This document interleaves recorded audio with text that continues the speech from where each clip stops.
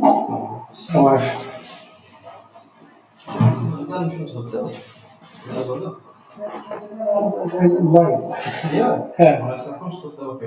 ما عرفت نشوف مع ناس مشكل عندنا الكونيكسيون.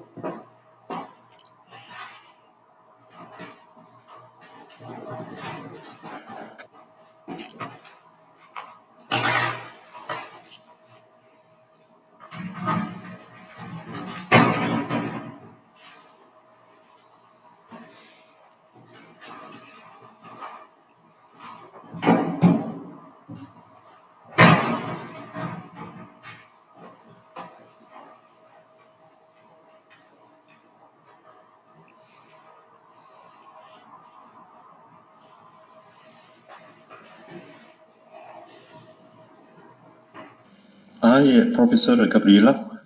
Can you hear me?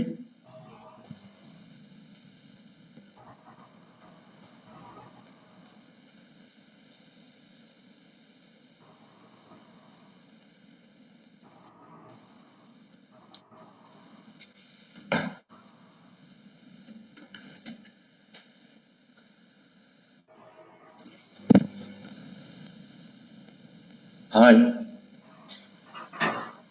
Hi, Professor.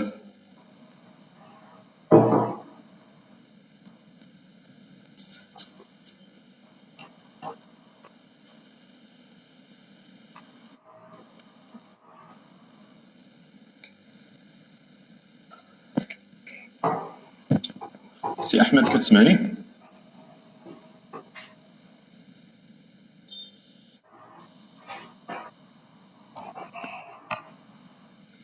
كنسمعوك سي بوستال. Oui, c'est Anis. Alors, oui. Donc le problème عند الأستاذ. Oui, j'ai déjà contacté notre deuxième speaker, Madame Nadine, la professeure Nadine. On attend, si elle confirme qu'elle va commencer la présentation. Bonjour, Monsieur Ahmed. Je suis déjà connecté. Bonjour à tous. Bonjour tout le monde. Alors, si on va commencer, navré pour ce petit délai. Alors, le temps que notre speaker soit prêt pour commencer sa présentation. Alors, je souhaite la bienvenue à tout le monde.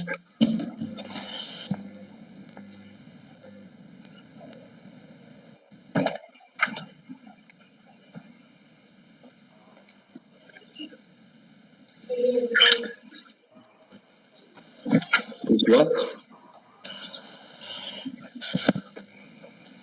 Donc, à vous, Monsieur Ahmed, la parole pour l'animation de cette session. Donc, la prof nous entend maintenant. Donc, can you hear us, Professor?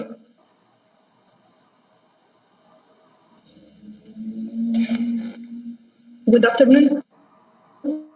I can hear you now. Thank you very much. Thank you. Donc, good afternoon, everyone. Firstly, my name is Dr. Anis Kostab, and it is my pleasure to animate and host the second plenary session, which is remotely. And I would like to express our special welcome to our distinguished member of the scientific community, as well as to all present. And without any further delay, let's proceed to our first presentation with the title Application of AI-based Tools and Methodology in Geographical Research and Education. The presentation will be presented by the Professor Gabriela Adina Moroșanu from the Institute of Geography from Romanian Academy. And please join me in welcoming her. And you have you can begin, Professor. Thank you very much, Professor, for introducing me. One last check to be sure that you can all hear me. Is it all right with the sound? Yeah, it is all right now. You can begin. Perfect. Thank you very much. So good afternoon, everybody. It is also an honor for me to be present here in the Symposium on the role of artificial intelligence in scientific research and education. It is my honor to be invited here and to present a few results of a research which is related to this topic. Thank you very much for your attention, and congratulations for organizing this conference with this crucial topic for the research and for the education in general. The theme of my presentation concerns applications of AI-based tools and methodologies in geographical research and education.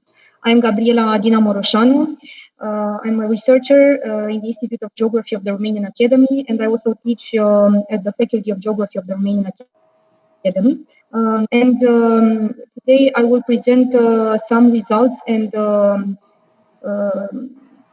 research directions concerning the implications, the ethical implications of AI tools used to teach and research in geography, especially in teaching geography. So first of all, we should begin with the fundamental question: why using AI in geography education? And when we say geography education, we refer both to undergraduate education, so university education, but also geography curriculum from secondary and high school institutions. AI is revolutionizing education.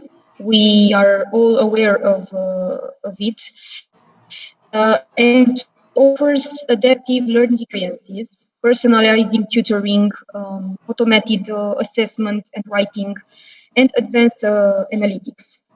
In geography education, this is even more than that, because it means learners can explore interactive maps and geospatial information.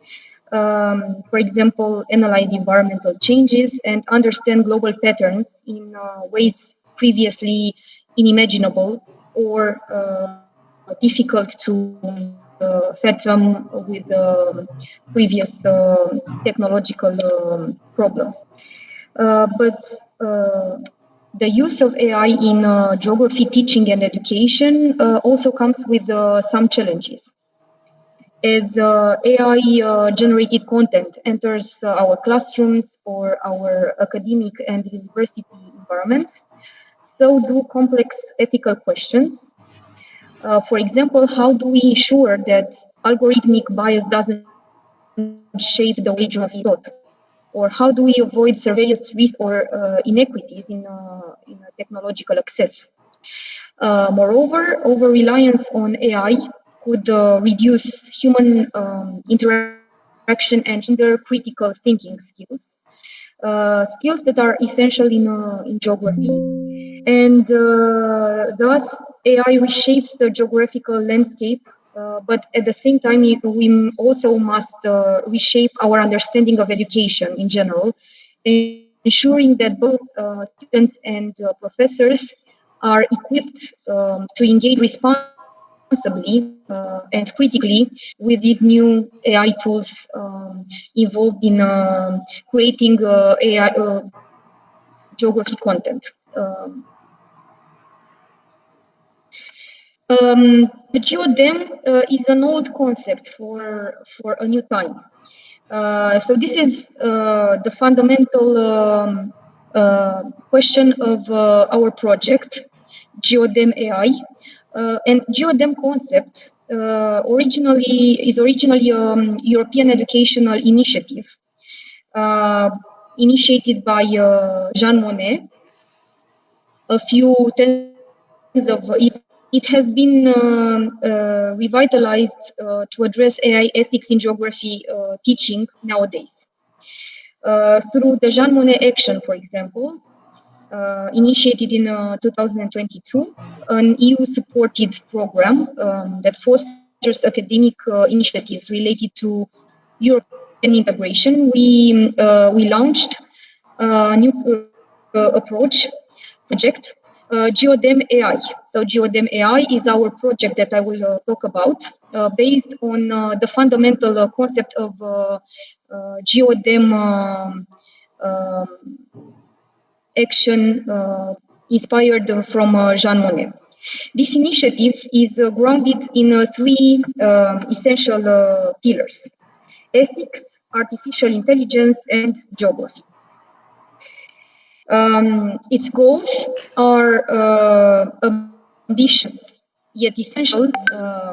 There are to promote democratic values, civic engagement, and social responsibility in digital learning of geography. And we do this through a continuous feedback loop between geospatial data and AI tools that continuously emerge nowadays.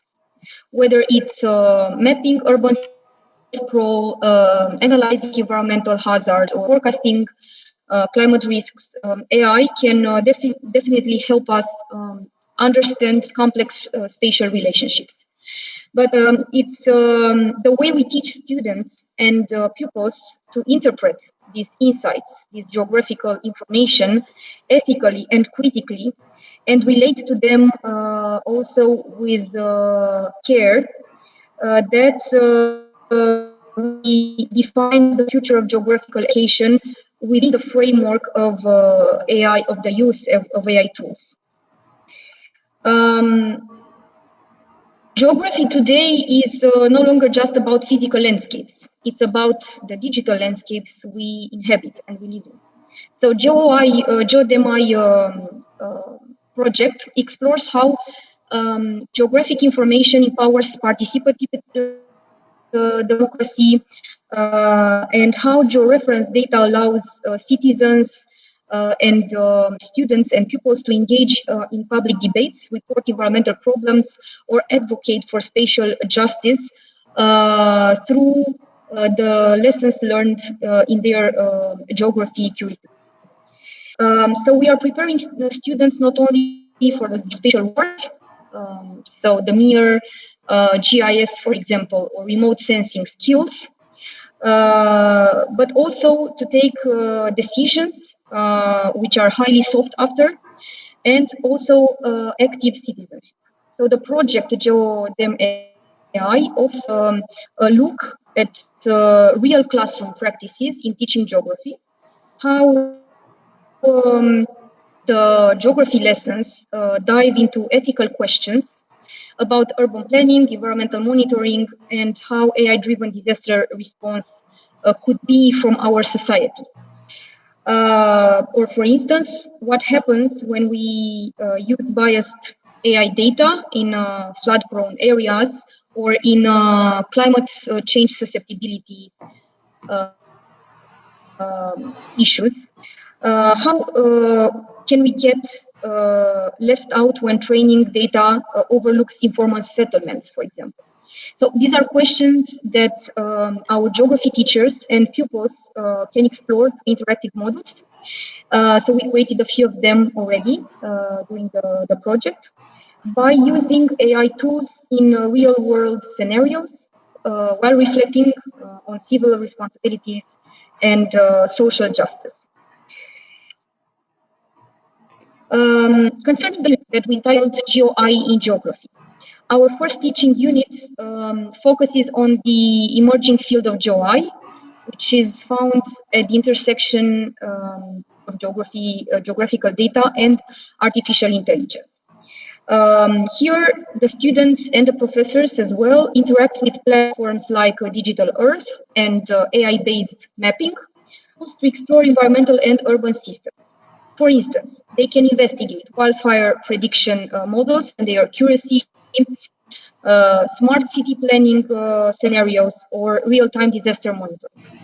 The goal is to enhance student awareness of spatial AI tools. GAME is not just technical literacy, but also awareness, training students and teachers at the same time to question the sources of data derived by using AI systems, the assumptions and the ethics behind the technologies, the AI technologies that we use currently in our geographical teaching practice and research.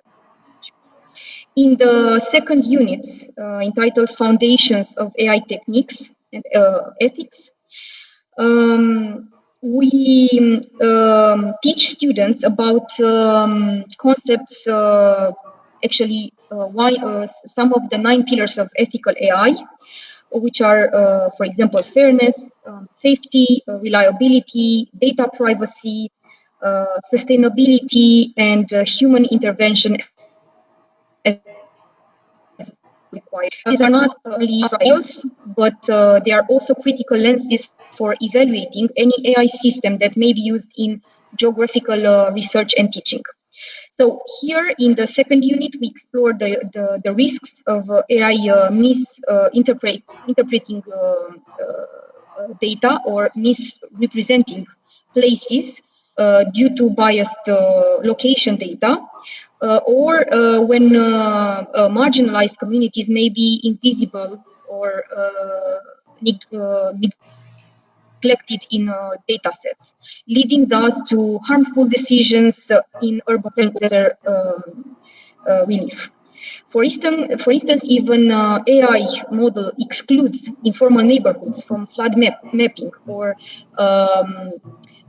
climate change adaptability measures. It's not just an oversight, it's an ethical failure. So this unit's story and philosophical frameworks to help students and geography professors to think ethically, critically, and systematically when using AI tools. Bias in geospatial data can be seen as a silent threat. Historical data may reflect exclusionary planning practices, for example. And if AI models are trained on such data which neglect the marginal information without correcting or completing it, they reinforce inequalities. AI tools might prioritize also areas with complete high-quality data, often wealthier districts, while ignoring underserved or poorer communities. Or in crisis and in management of disaster, slums, rural areas, or any marginalized communities may be left off evacuation plans because they are not visible in our AI-driven data. So these real consequences, also with concerns related to privacy and location-based data, remind us why ethical geography education must go hand in hand with technological innovation. To counterbalance these, we also have to rely on regulatory frameworks. In Europe, we often refer to the European AI Act. It is a pioneering piece of legislation that categorizes AI systems based on risk and bans harmful applications like social scoring, for example. UNESCO has also published valuable guidelines for fostering ethical, inclusive AI in education in general, including competency frameworks for both students and teachers. And initiatives like ethical AI policies and generally trustworthy AI principles also help institutions craft school and classroom level policies using AI tools and AI-driven information.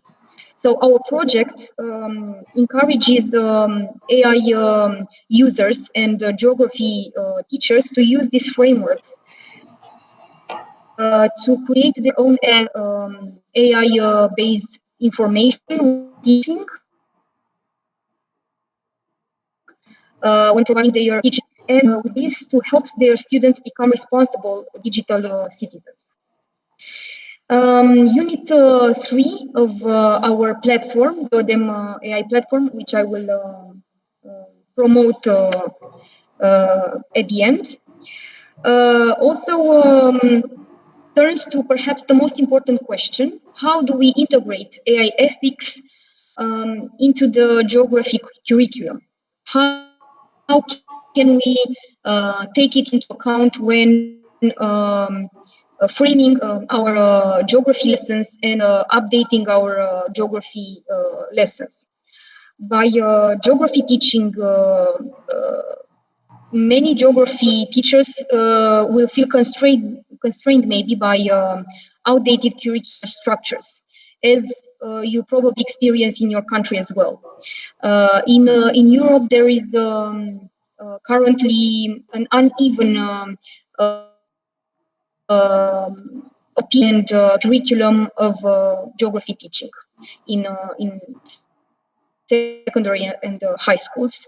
Most of them do not include questions related to how and where we extract the information or how we use AI to frame our content.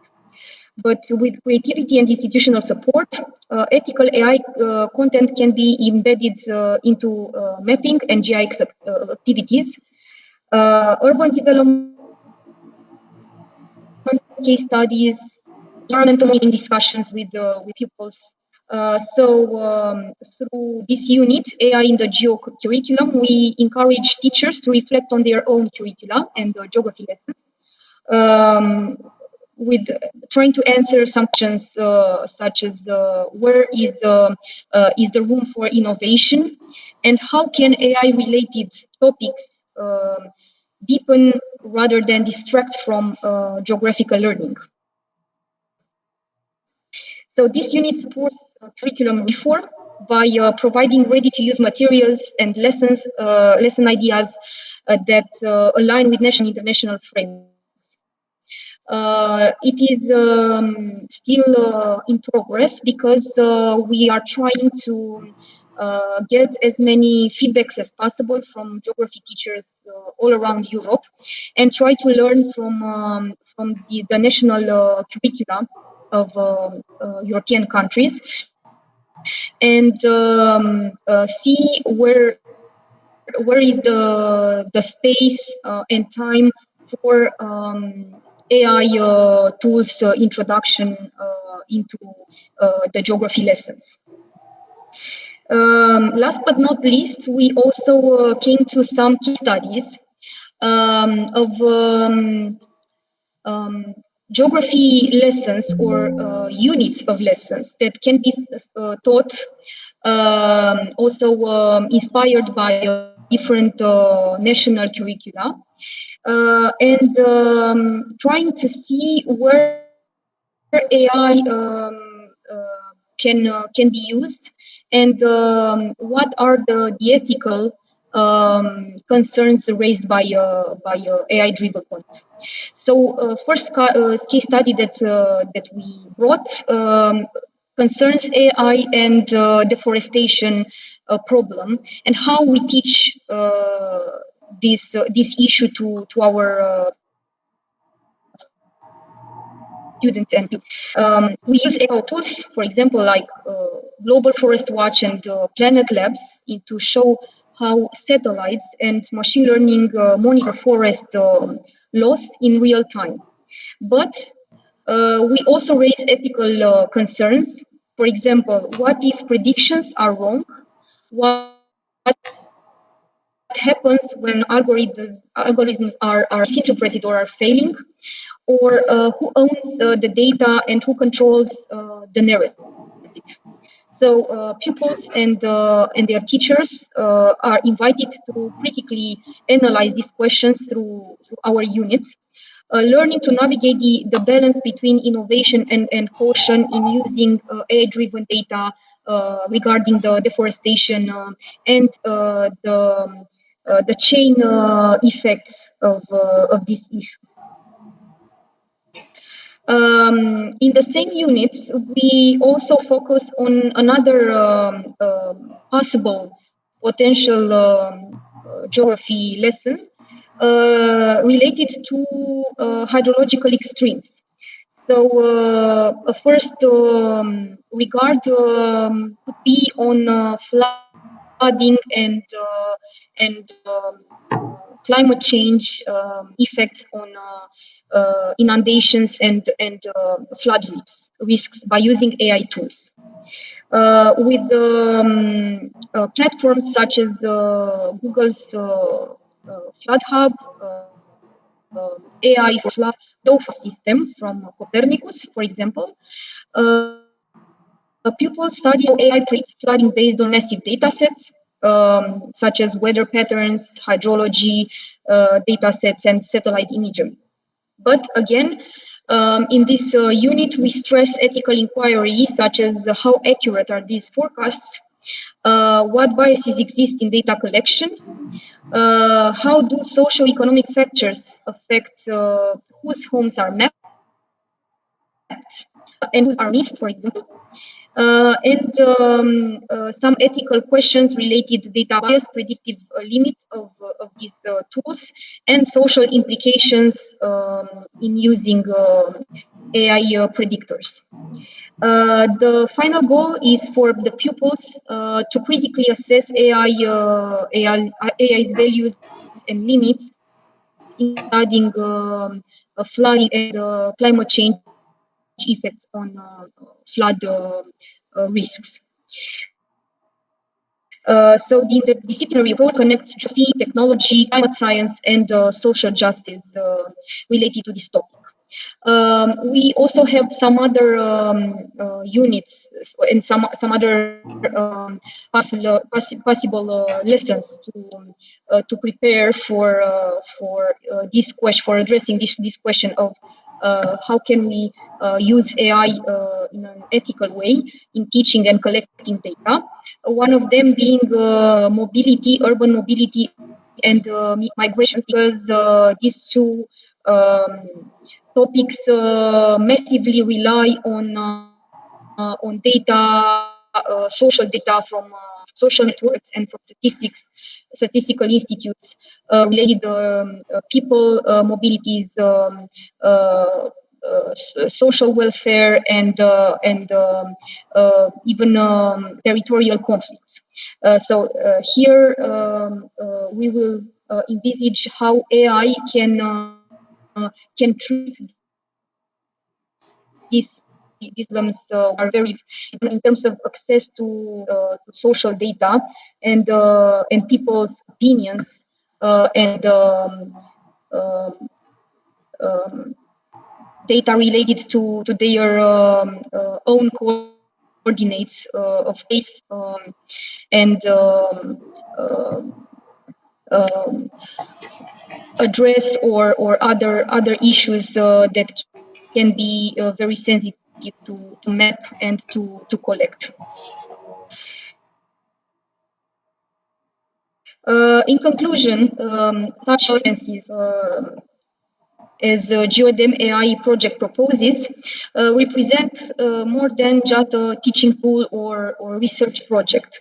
It is a commitment to build a new kind of geography education perspective, one that is technologically competent, but aware, eco-grounded, and socially engaged. So with this initiative, we aim geography teachers to be equipped to not only be cartographers, but to also become data analysts, civic educators, and digital ethicists.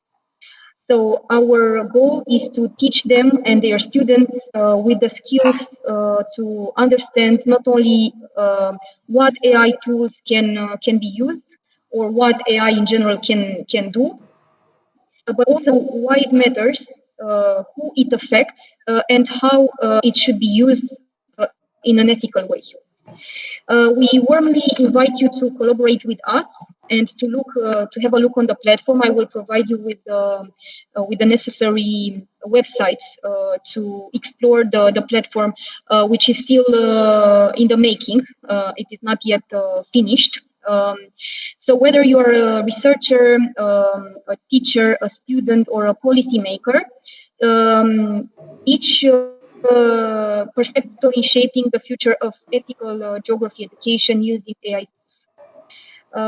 Thank you very much, and I'm eagerly waiting for your questions, and I will provide you with the necessary information to to explore the GenAI project platform, and also if you are available to offer us a feedback for in the feedback form for module testers in order for us to improve our content and maybe to propose new geography teaching lessons which explore AI tools. Thank you very much.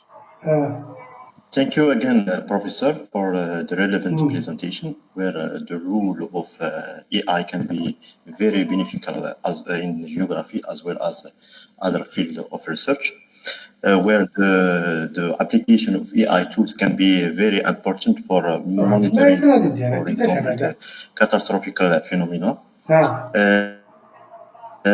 as well as the part of application of AI tools with the respect of ethical rules.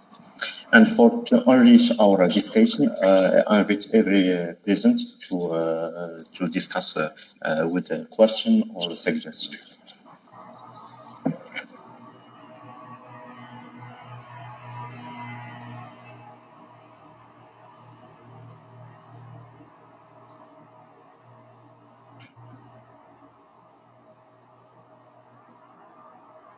So as you could also all see, I copy-pasted the information of GenAI project platform, so you can visit it. It is almost ready, but we still envisage to add some content. And as a follow-up, we are aiming at creating some story maps or storytelling content from the feedback that we already got and we aim to get from geography teachers in Europe, but not only. So we are trying also to learn from the geography teaching with the teachers, and we asked some of them who provided feedback for this platform how they engage AI tools, their day-to-day geography lessons, and how they use it in an ethical way to explore the information that they want to deliver to their pupils and students. So we are now trying to also provide content for such a unit. The last regarding success stories about using AI in framing the geography teaching lessons in this new era of AI in education. If anyone have a question, you can raise a hand or you can text the question. And of course, if you need more information, I will provide you my email, so we can continue communicate on this issue and on the project. So we would be glad to hear and to learn from your own experiences in teaching geography, or even from your personal experience in using AI tools in creating geospatial content, both for your students or for your collaborators. Even if I'm sure not all of you deal with the current geographical data, but in probably in some areas of our research and activity, we use some kind of geospatial information in our own research.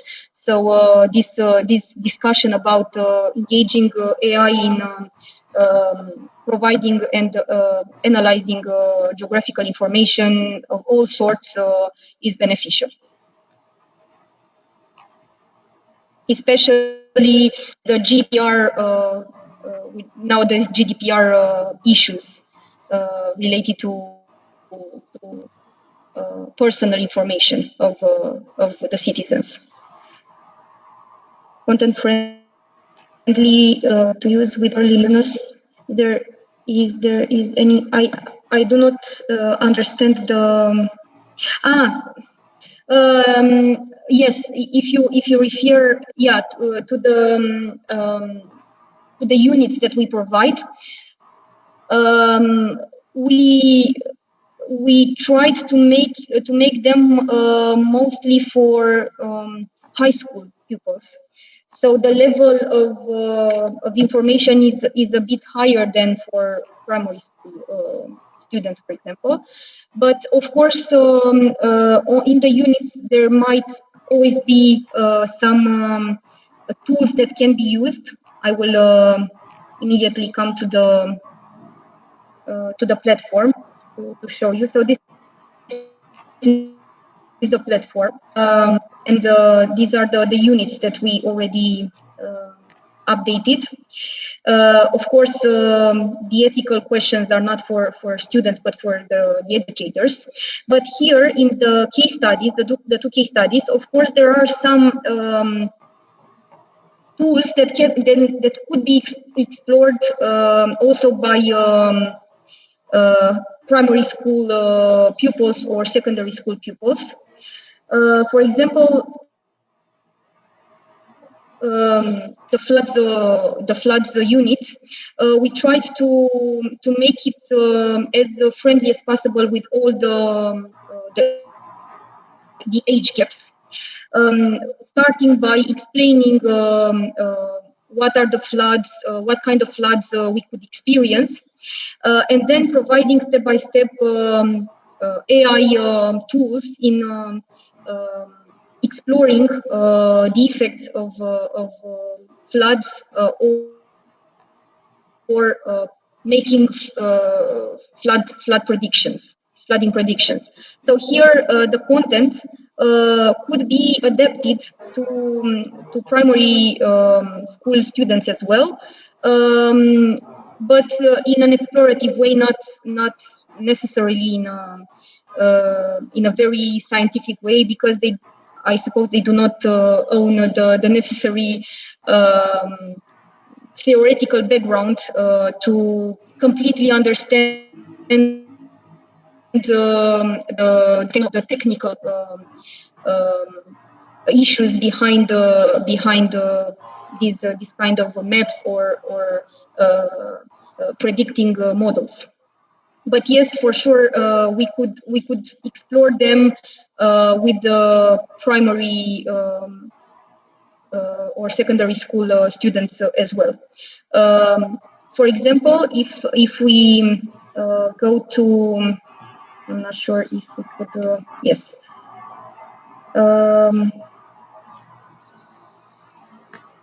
Just a second, I will show you. No, it's not here. There are some tools that could be used and adapted for their age. I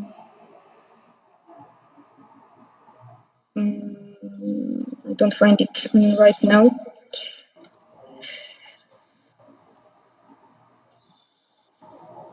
Here, flood map forecast, for example, which could be explored both by secondary and high school students. For example, for secondary students, we could ask questions such as what kind of information do you think that AI, the AI system involved or needs to create such a map. As for the secondary or high school students, we could go deeper and ask them what are the limits of this kind of tool, or the spatial accuracy or resolution of the data provided. So of course the questions and the debate could be framed using the level of information and theoretical background that they have in their school system. And there are also some other platforms, for example, that we discovered.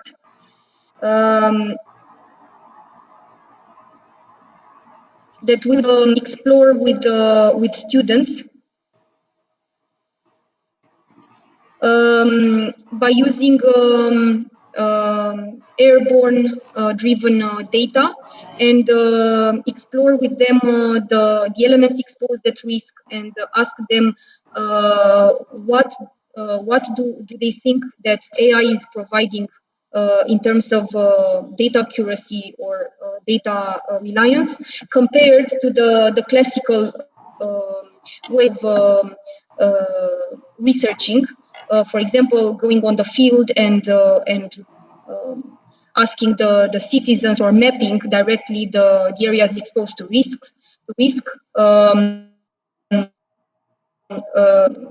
previous years, rather than just using the remote sensing tools and photogrammetry to provide in time and very accurate data related to elements exposed at risk. The same way we could teach them about deforestation. Again, the unit explores what are the most important questions raised by deforestation, and what are their effects. And then the students could explore the two platforms, providing AI information to monitor and forecast the forest deforestation, and they are easy to use and friendly to most of the users. So yes, the answer could be that depending on the way we adapt these tools, AI tools, we could use them also to provide information, or to create teaching content for primary or secondary school students as well. Thank you, Professor. And for to respect the timeline of our plenary, if there are any further or other question, I thank you again for your relevant presentation, which is very important for in the geographic field. And I will give to Mr. Ahmed to begin the second plenary session. Thank you again, Professor Gabriela. Thank you very much as well for having me, and good luck for the rest of the conference. Enjoy your conference. So thank you. Very thankful, Dr. Gabriela, for this for the insightful presentation, our first speaker. And also we encourage the audience to give their feedbacks and to contact the professor for more details on this topic. And now we switch to our second speaker, Professor Nadine. Please confirm if you are with us. Hello, Professor Nadine. Yes, I'm here. Hi. Hi. So before we start, Professor Nadine, we warmly welcome you to this second plenary session. And to introduce you, you are a Research Intelligence Solution Manager at Elsevier. Very happy to have you with us today. And you are going to present a very interesting topic entitled Transforming the Research Workflow with Generative AI as a Scopus and Science Direct AI in Action. So welcome again, Professor Nadine. And without further delay, the floor is yours. You can start your presentation. And thank you. Thank you so much. I just share my presentation now.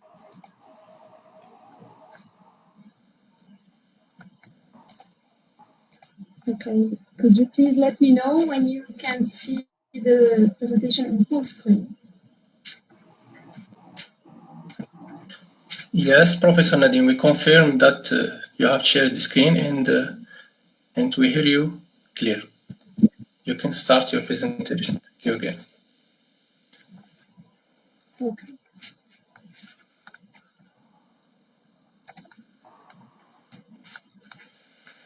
Is it in full screen or is it still in the... No, it's still in the window. It's not full screen yet.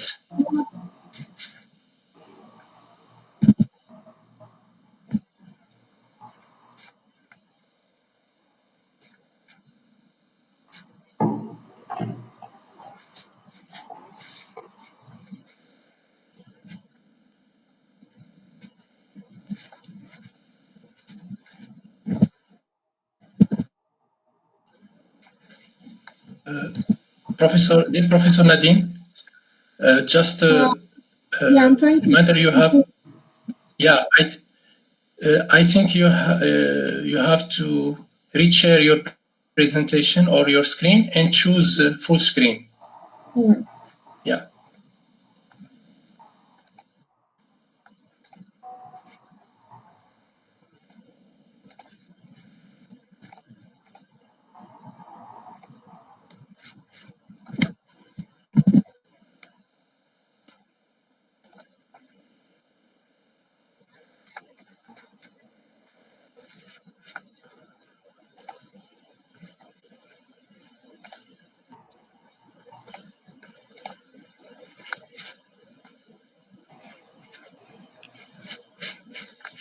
Is it in full screen now?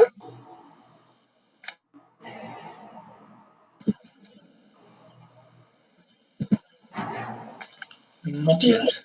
Not yet.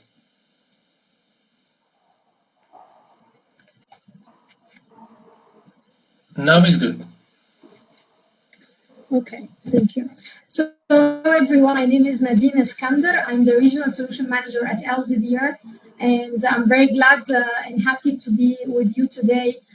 This is a very, very interesting and thought-provoking theme for the conference, and I'd like to also add my 5 cents with how Elsevier is also joining this motion and bringing some additional tools like Scopus AI and SenseDirect AI to help transform the research workflow in this era of generative AI. We have been seeing generative AI evolution and development rapidly in the last couple of years, and we have also seen the risks and the advantages of the generative AI, especially in critical disciplines like scientific research and education. So I will just try to be brief on the presentation to take you very quickly on the demonstration live on the tools. So for you, I'd like to ask you like this question. How many do you think among researchers in percentage use the AI or the generative AI today in their research workflow? Is it 10%, 20%, 50%, maybe more? What do you think is the percentage if you have to guess for today? So I'll leave you with this thought and I'll tell you that the percentage is 76%. So and this study was done actually last year with the Oxford University Press. So it's also 1 year ago. The percentage could go a lot higher this year with the different introduced tools of AI from all the vendors across the world. So we can see that last year, according to this survey, 76% already of all researchers said that they are using AI tools. But also they are aware of the AI tools advantages and disadvantages, and also that not all of these AI tools were conceived or designed for research. Mostly the librarians that we were investigating with in this survey were concerned about the ethical implications of AI use. And they are also very, very concerned when it comes to the misinformation. And you know already that with AI, and especially generative AI, comes the risk of hallucination, which means that the artificial intelligence, the generation of responses, might be generating information that are not existing at all. So they are fabricated, they are invented by the artificial intelligence. And this is why the research and the scientific community reached out to leaders in the field of scientific tools like Elsevier to help introduce tools that are reliable, that are designed for research, that can be trusted by the research community, the research leaders, and also to maintain and sustain the ethical and reliability of scientific information. So keep in mind that around 76% already use AI tools.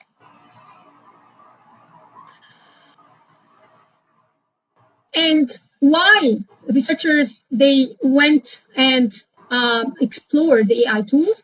Because they are suffering with the long time they are taking into their trajectory or their journey of their research project, from the ideation, the strategy, looking for the ideas, to reading dozens and dozens of articles and documents, and then for writing manuscript and choosing the right journal to publish, and then manage the publication afterwards. So today we have concluded also from the survey and the study that we conducted, thanks to all the sources that you can see listed on this slide, we have concluded that 35%, which means 12 to 14 hours per week, are spent by the researchers only on reading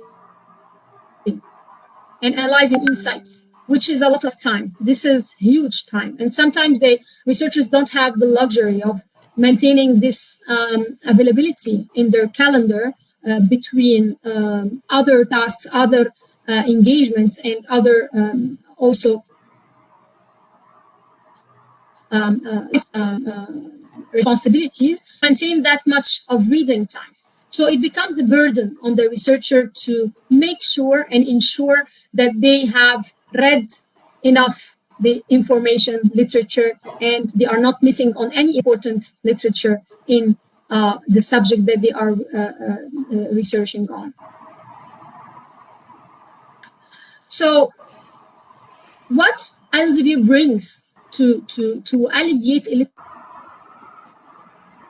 bit this burden from research ideation to delivering and sharing has been a long journey for all researchers. Minimum 1 year to get from ideation to publishing. This is a minimum of 1 year. So what Elsevier has brought here is ScienceDirect AI and Scopus AI. As you can see on the slide, Scopus AI is more focused on the first part of the research, which is the literature discovery, to find the relevant idea, to discover and to identify the literature that are most relevant and most important for them not to miss for the research project. And then ScienceDirect AI is taking care of the second part of the research project, which is extracting insights, reading the full text, and finding the right full text information that helps your research project and manuscript writing go forward. And we'll see more on the Scopus AI and ScienceDirect AI just in a few seconds.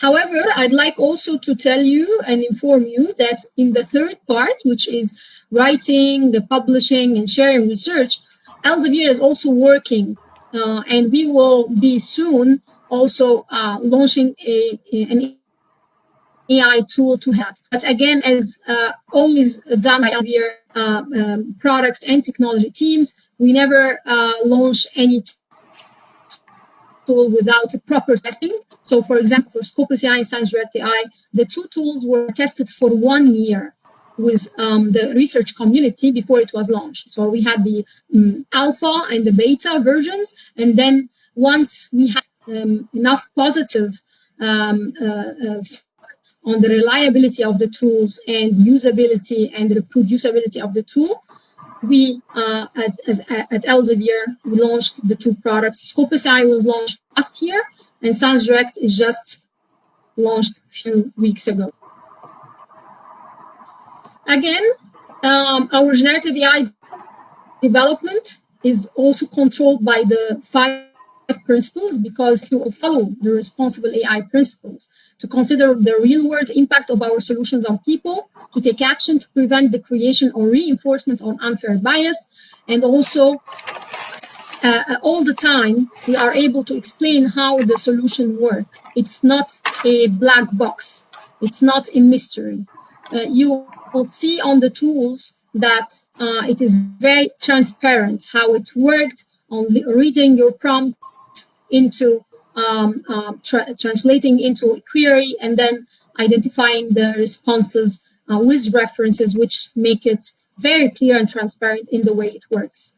We also create accountability through human oversight, and we respect the privacy and champion robust data governance. So you make sure that everything that you put into that AI tool stays in this AI tool for you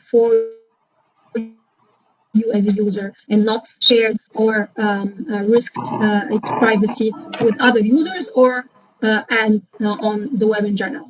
So this is very important as well. And you can also learn more about the policies and standards and the responsible AI principles on elsevier.com. So Elsevier, AI is not new to us at Elsevier because we've been already using AI for 15 years and more. We use AI in our tool to stream like the flow to support industry standards. We also use AI in our algorithm in our tool, so it's not new to us.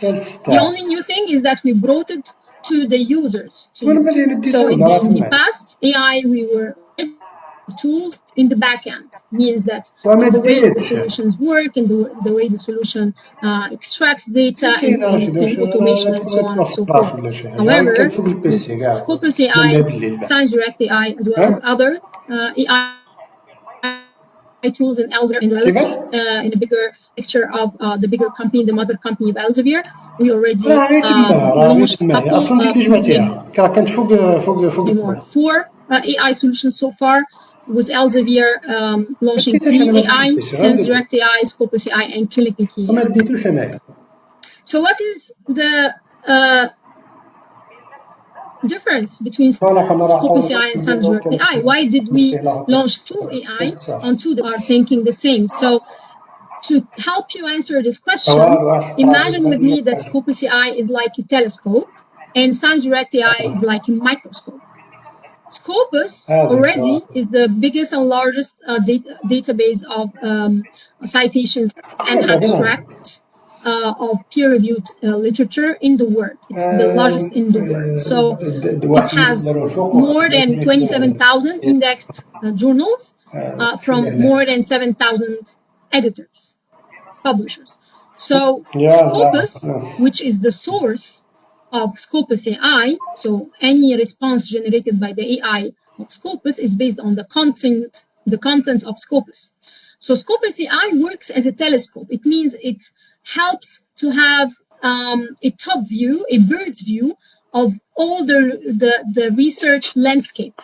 So it helps to create a discovery of the universe of the literature.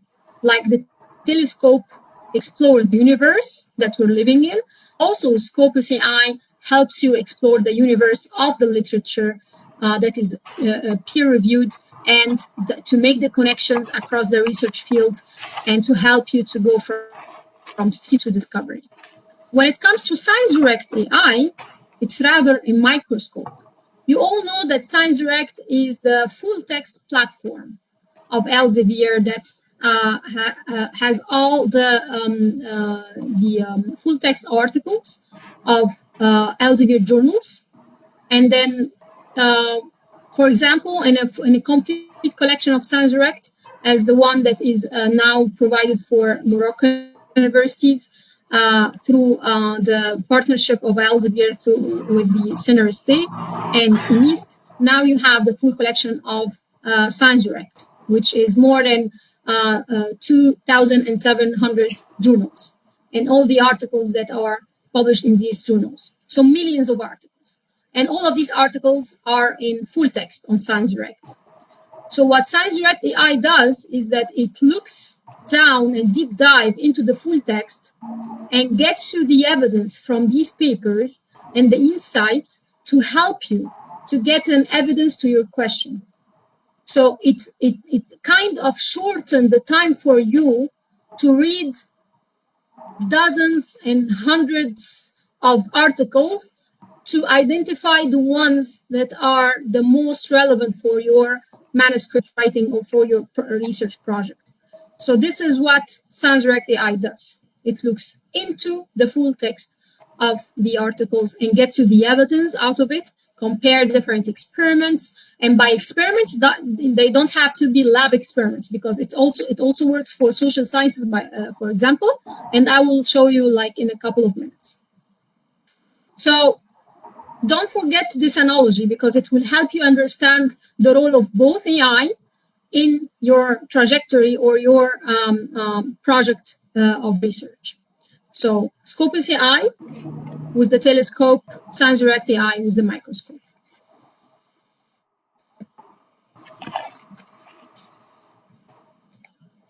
Right, so let's go directly to the live demo so that you can have an idea about both solutions.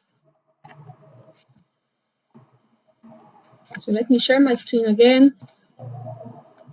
And then, yeah.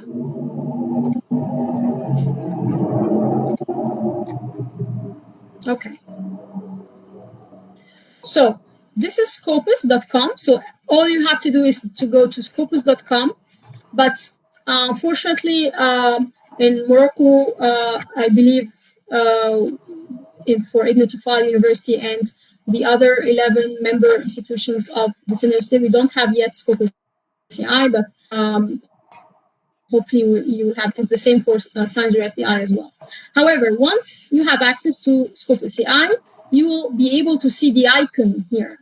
So you go to Scopus.com, you have the icon to Scopus AI, and then you have this page dedicated for Scopus AI. Right. So let us just make a very quick.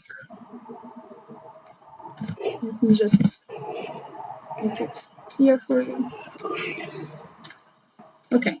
So we can do it in the English language, French, Arabic, Chinese, whatever language you are interested in. So let's just choose the French one.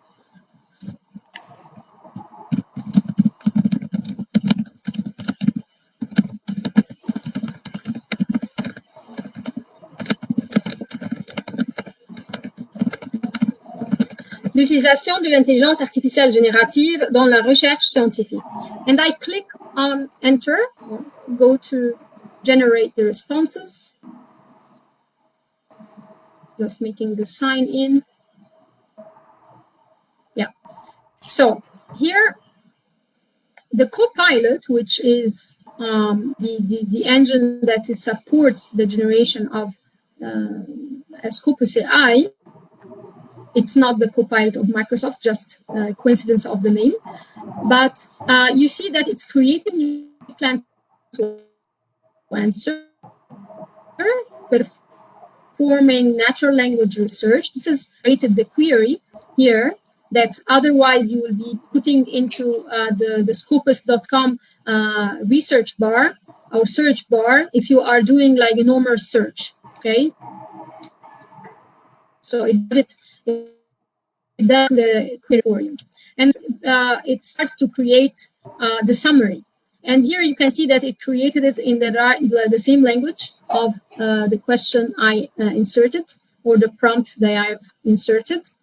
And you can see that it gives you, first of all, an introductory sentence, then it gives you the applications, donc les applications, les avantages, l'efficacité et l'innovation, les domaines d'application, les défis et préoccupations, les éthiques, donc tout ce qui concerne l'intelligence artificielle générative dans la recherche. Et une conclusion.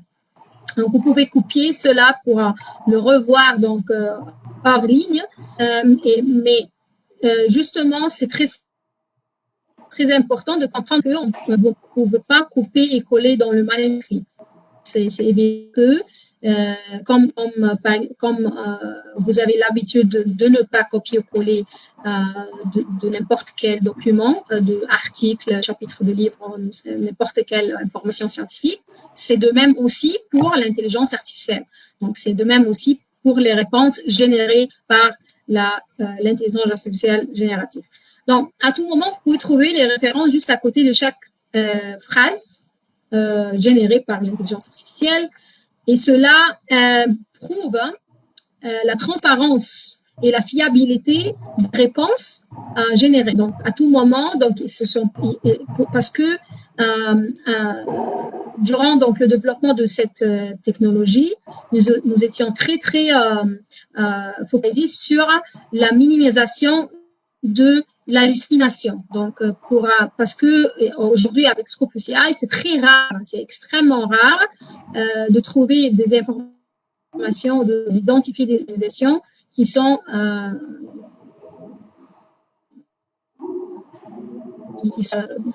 ou bien qui sont des hallucinations. Pourquoi? Parce que on a développé l'outil d'une manière de présenter les références pour que vous puissiez consulter, réviser, revoir, lire en complet pour que vous puissiez donc vérifier cette réponse. C'est la beauté de cet outil. Donc, après le résumé, il y a aussi le résumé étendu, ce qui est très important aussi pour aller en approfondi sur l'information que vous avez déjà posée et insérée comme incitation. Donc, le rôle de scientific, donc generative AI in scientific research, and the rest. Les 12 références, vous pouvez aussi les consulter à droite de la page et vous pouvez les ajouter directement à votre logiciel de référence comme Mendeley, EndNote, Zotero. Donc, vous pouvez à tout moment les exporter.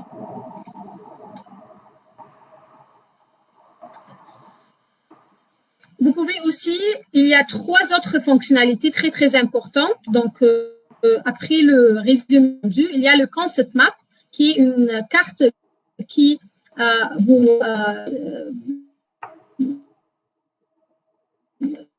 montre l'écosystème de la thématique que vous avez posée. Donc, Generative AI in Scientific Research, il y a l'impact, la collaboration, les méthodologies, les applications.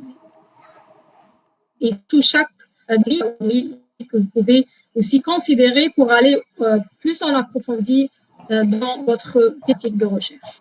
Il y a aussi les experts, donc les topic et ça aide à identifier les experts à solliciter pour avancer sur votre projet ou bien à solliciter pour une collaboration. Peut-être que vous voulez collaborer avec les auteurs qui sont les plus actifs,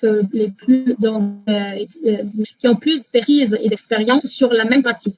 Donc, par exemple, ici, il y a Raghu Raman, Iqbal Sarkar, et vous pouvez, donc, ce petit paragraphe ici est géré par l'intelligence artificielle et ça vous explique pourquoi cet auteur a été identifié comme expert. Donc, vous pouvez voir pourquoi cet auteur-là, cet expert, a été identifié par l'intelligence artificielle.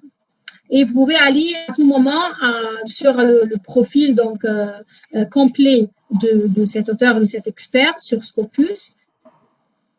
et surtout aussi pour revoir les publications qui contribuent à cette thématique de plus. Donc ça, c'est pour les experts. Il y a aussi une partie très importante qu'on vient de lancer, ce sont les thèmes émergents, c'est-à-dire par rapport à cette thématique que vous avez posée. Quels sont les thèmes consistent themes? Ça veut dire les thèmes qui continuent à être, à avoir un impact et avoir un taux élevé de publication, d'attention de la communauté scientifique. Rising theme, c'est-à-dire un thème qui vient de prendre un momentum, de faire un momentum dans la publication scientifique. Et il y a aussi novel theme, c'est-à-dire c'est un thème nouveau et aussi c'est-à-dire c'est une opportunité de adopter ce thème pour plus d'impact et pour futur donc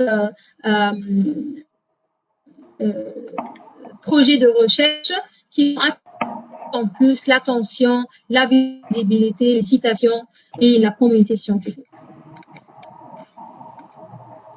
Il y a aussi Go Deeper, c'est aller en approfondi vers les questions donc, qui peuvent être des questions de suivi sur votre question initiale. How does generative AI contribute to drug discovery? How can generative AI be used to simulate complex scientific phenomena? And, vous pouvez avoir aussi une conversation avec l'outil, donc vous pouvez poser des questions de suivi ici.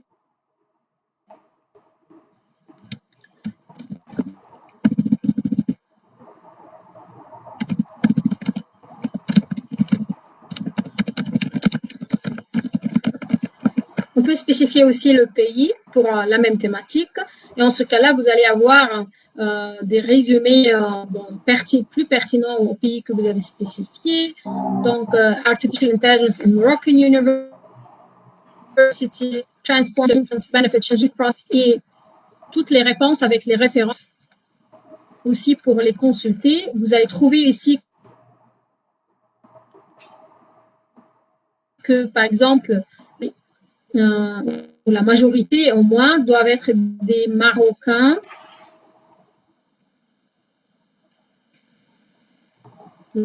Let's see. Voilà.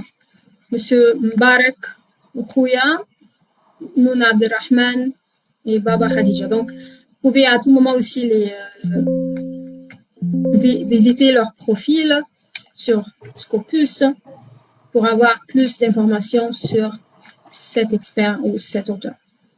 Super. Donc, je ne sais pas si...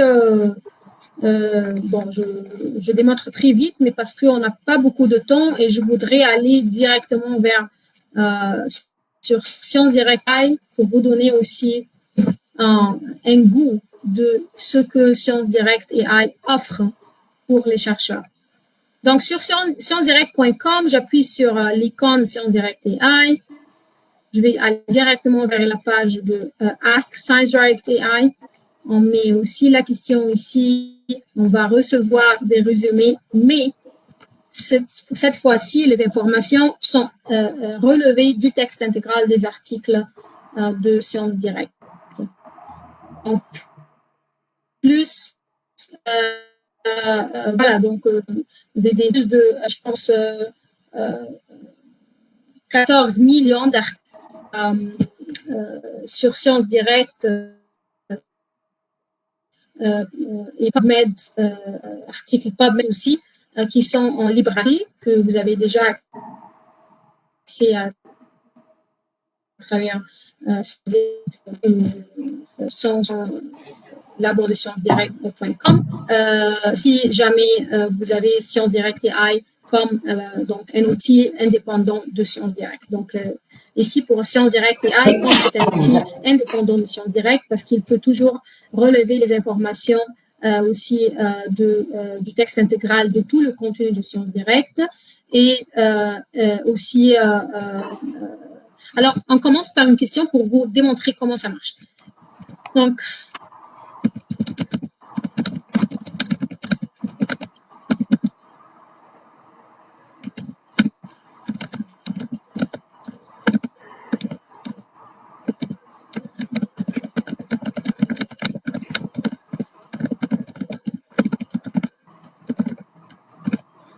Les avantages de l'IA générative dans la recherche scientifique. Donc, justement, pour essayer d'avoir une thématique pertinente à la conférence. Voilà. Donc, le sommaire, le résumé, avec surtout les références. Ça, c'est la première fonctionnalité de Sciences Directes AI. Les références avec aussi un paragraphe généré par l'intelligence artificielle générative pour vous donner quelques aperçus de ces références. Voilà, les références. Il y a aussi les aperçus à cette thématique. Et il y a la seconde fonctionnalité qu'on appelle Compare Experiments. Donc, une fois que vous êtes sur Compare Experiments, vous allez avoir un tableau qui va comparer les différents articles, les différentes références par les matériaux, les méthodes, les objectifs, les résultats, les conclusions. C'est pas seulement les expériences de laboratoire, mais aussi les articles des disciplines sociales. Et donc, à tout moment, vous pouvez exporter ces données pour en travailler, travailler au-dessus hors ligne. Mais le point ici, c'est que Sciences Directes et AI vous aide à gagner du temps. Donc, vous n'avez pas à faire cette comparaison vous-même, vous n'avez pas à relever les références pertinentes vous-même. C'est justement de poser l'incitation, la question, la thématique de votre projet de recherche et vous aurez toutes les informations en fonction de tableaux de comparaison pour revoir, tirer et décider les informations qui pourraient vous aider à avancer sur votre manuscrit. Donc, aussi, il y a la troisième fonctionnalité de avoir des réponses, des questions de suivi sur l'impact de l'IA sur l'innovation. Et une fois vous appuyez au-dessus, vous allez avoir aussi les résumés générés. Et à tout moment, si vous cliquez sur la référence, vous l'aurez aussi donc à côté pour le revoir, ou bien vous pouvez aller sur la page de l'article.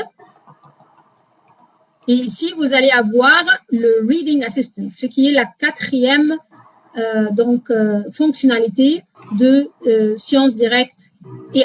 C'est quoi le Reading Assistant? Ça, c'est très intéressant. C'est comme le nom le suggère déjà, c'est un assistant de lecture. C'est-à-dire, si jamais vous êtes et ça figure seulement sur la page du texte intégral d'un document. Donc, aussi, vous devez être sur une page de un texte intégral sur Sciences Directes pour avoir ce Reading Assistant. Parce que ça aide la lecture d'un article. Donc, comment il aide? Par exemple, je veux les messages clés, j'essaie de générer. Les principaux points clés sur l'impact de l'IA générative sur l'innovation tirés de l'article. C'est-à-dire, il travaille cet article qui est déjà ouvert avec les références dans l'article qu'il a utilisé pour trouver ces informations. Avantages, voilà. Donc, il y a aussi la deuxième partie. Donc, les défis, ici, voilà, il y a numéro 3 pour les défis. Et puis aussi, il vous donne un résumé. D'accord? Donc, vous trouvez aussi conclusion. Donc, en conclusion, il vous donne aussi des conclusions. Et la partie où il a tiré cette conclusion. Bien sûr, il a tiré de Summary and Outlook. Mais la beauté de ça, c'est qu'il a fourni en français, la même langue que vous avez, que j'ai utilisée pour poser la question, et pourtant que l'article est en anglais. Donc ça aide vraiment aussi de gagner du temps dans la lecture pour les auteurs et les chercheurs qui ne sont pas à l'aise, trop à l'aise, ou bien très à l'aise avec l'anglais. Donc, je pense que ça, c'était la dernière fonctionnalité de Science Direct AI. Donc, on a déjà fait les références, les résumés, les comparaisons en tableau et le reading assistant. Donc, avec ceci, je vous remercie pour votre attention. J'espère que c'était une session informative pour tout le monde. Merci à vous, cher professeur Nadine. We thank you again for this insightful and very interesting presentation about generative AI tools in scientific research. Again, we remind the audience that our second speaker, Professor Nadine, is a Research Intelligence Solution Manager at Elsevier and Science Direct. So just to remind the audience, you have mentioned that above 70% of researchers are using AI tool in scientific writing. You also explained the reasons behind this phenomenon, as to save time and ability to find accurate in the relevant references. Alongside, at the end, a very helpful demonstration of the use of integrated AI tools in both Elsevier and Science Direct, as we encourage all participants and audience to further explore those tools. So thank you again, Professor Nadine. It was very interesting. We are glad to have you among us today. And we invite the audience to ask if they have any question related to this presentation. Please feel free to use your microphones or chat box.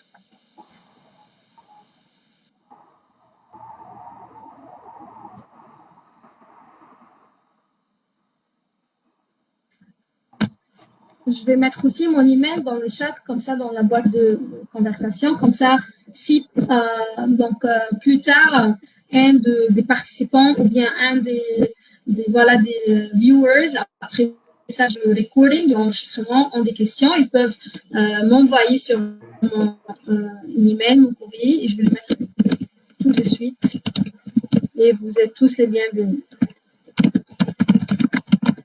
Merci, professeur Nadine.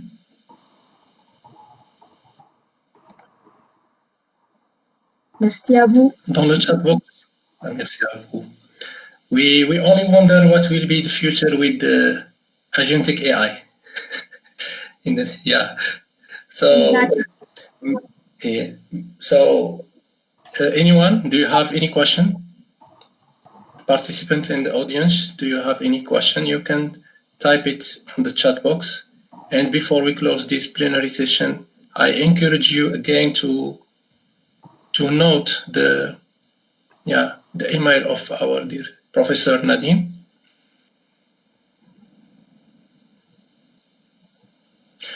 Concernant le formulaire, on va le partager après, à la fin de la cérémonie de cette conférence.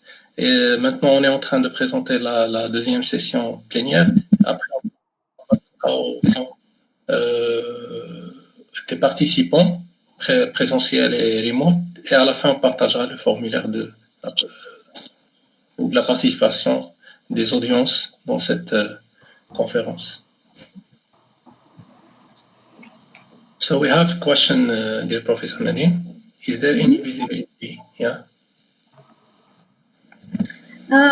Well, we are currently in discussion, in continuous discussion with the consortium and member institutions, so the 12 public universities in Morocco and, of course, Senariste, and it needs to see the need and evaluate the need to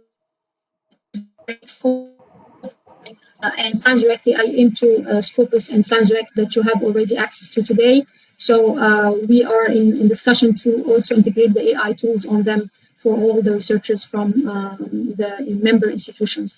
So I recommend that if you have if you are interested to have access to Scopus AI and or Science AI, I recommend for you to write me or write directly to IMIST and Senariste personnel that you can if you don't know them, I'm happy to share information with you.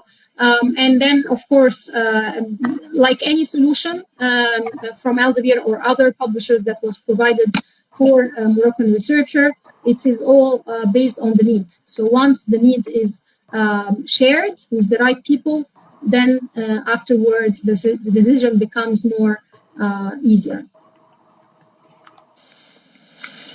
Comment on peut accéder à Scopus AI et Sciences Directes AI? Donc aujourd'hui, vous avez déjà les 12 universités publiques qui font partie du consortium marocain, donc du CNRST, ont déjà accès à Sciences Directes et Scopus.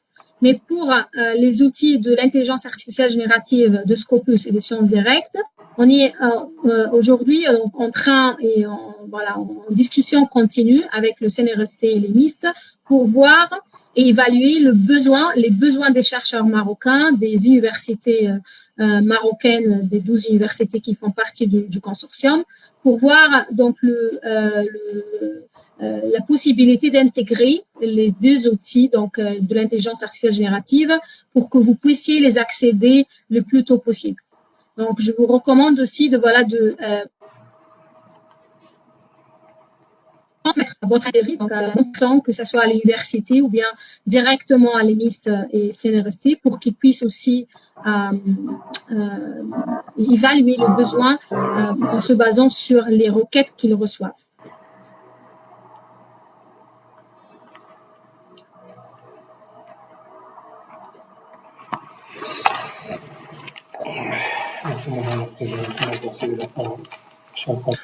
Alors, s'il n'y a pas d'autres questions, on procède à la clôture de cette session plénière. Merci encore une fois, cher professeur Nadine. It's been a pleasure to have you alongside Professor Gabriela as this plenary session. And we once again thank you for your insightful contributions. At the end of this plenary session, we thank our chairman, Professor Anis Moumen, alongside the organizer of this event. And it has been a real pleasure to be among you all, including the audience of this plenary session. And wishing you great contribution to the conference. I tell you goodbye and take care of yourself. Thank you. Thank you. Thank you.